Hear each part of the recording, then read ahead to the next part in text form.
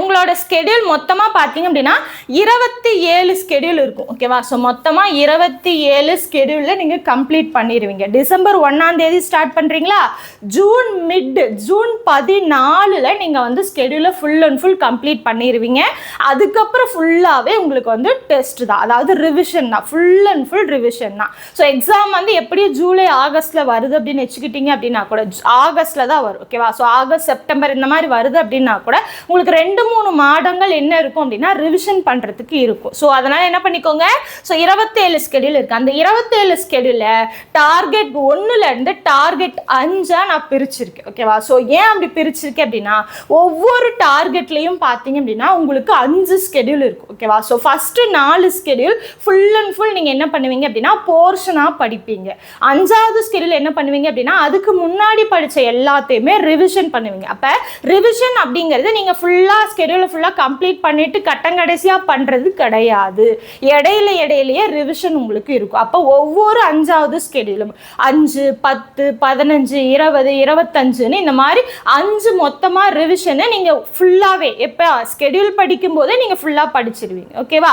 அப்போ அந்த ரிவிஷன் வந்துடும். ஸோ அதை தான் ஸ்கெடியூல் 1 to 4 ஸ்டடி போர்ஷன் வந்துடும். ஓகேவா? என்னென்ன படிக்கணும் அப்படிங்கிறத நான் பின்னாடி சொல்கிறேன். ஸ்கெடியூல் 5 ஒவ்வொன்றுலையுமே ரிவிஷன் வந்துடும். ஓகேவா? ஸோ டார்கெட் 1 பார்த்தீங்க அப்படின்னா டிசம்பர் 1ஆம் தேதி ஸ்டார்ட் ஆகுது இல்லையா பேட்ச்சு, அன்னையில் இருந்து 4ஆம் தேதி வரைக்கும் இருக்குது. மொத்தமாக பார்த்தீங்க அப்படின்னா 5 ஸ்கெடியூல். இதில் எத்தனை நாட்கள் கவர் ஆகுது அப்படின்னா 34 நாட்கள். ஆவரேஜாக பார்த்தீங்க அப்படின்னா 1 மந்த் எடுத்துக்கலாம். ஓகேவா? ஸோ ஒவ்வொரு ஸ்கெடியூலும் உங்களுக்கு 1 மந்த் இருக்கும். அதை ஒவ்வொரு டார்கெட்டுமே ஒவ்வொரு மாதங்கள் இருக்கும். ஒரு 2-3 நாள் எச்சு கம்மி ஆகலாம். ஓகேவா?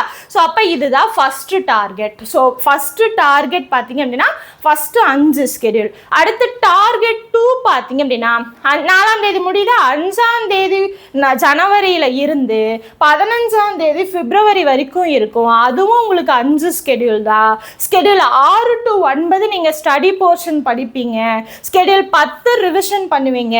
இதில் வந்து 41 நாட்கள் இருக்கும். என்ன மேம் இப்போதான் 1 மாதம் சொன்னீங்க ஆனால் 41 நாள் இருக்குது அப்படின்னா இதில் வந்து உங்களுக்கு பொங்கல் ஹாலிடேஸ் வரும். அடுத்து டார்கெட் 3 பார்த்தீங்க அப்படின்னா 16 பிப்ரவரியில் இருந்து 22 மார்ச் வரைக்கும் மொத்தமாக 5 ஸ்கெடியூலு.